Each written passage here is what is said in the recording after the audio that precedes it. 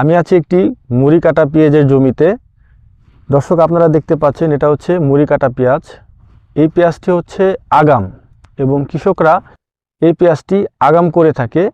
এবং এটা হচ্ছে যে গুটি পেঁয়াজ, যেটা গত বছরের যে ছোট পেঁয়াজ, যেটা সেই পেঁয়াজগুলোই এই জমিতে রোপণ করা হয় এবং এই পেঁয়াজগুলোই আস্তে আস্তে খুব দ্রুত বড় হয়।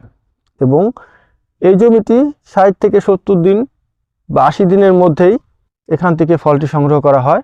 এবং মুড়ি কাটা পেঁয়াজে সাধারণত কৃষকরা বেশি লাভবান হয় এবং এটা সব থেকে আগাম, সবার আগে এই পেঁয়াজটি বাজারে চলে আসে।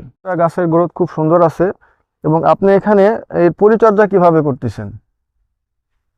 মাঠ কর্মী হিসাবে পরিচর্যা করতেছে। যে সময় যে নিয়মে ওষুধ দিতে হয় ওই ওষুধ সেইভাবে ব্যবহার করতে হবে।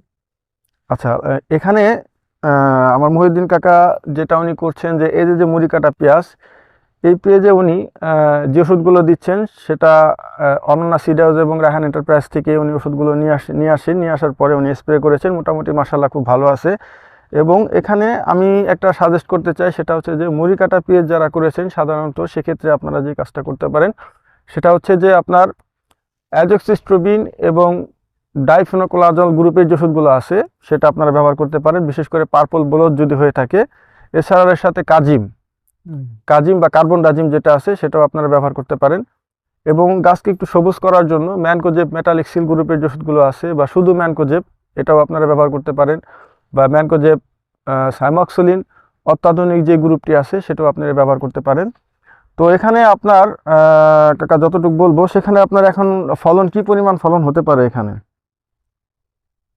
কয় মণ হয় আপনার ধারণা কি মতে? গত বছর আপনার কয় মণ হয়েছিল এই 25 কাঠা জমিতে? ওটা তো কাঠা হিসেব করি, কাঠা হিসেবে শতাংশে 3.5% হলে 1 কাঠায়, তাতে 5 মণ আসে, 4 মণও আসে, আবার 6 মণও আসে। তাতে 10 কাঠা জমিতে আপনি কতটুকু ফলন আশা করতেছেন? তো 60 থেকে 70 মণ আসে।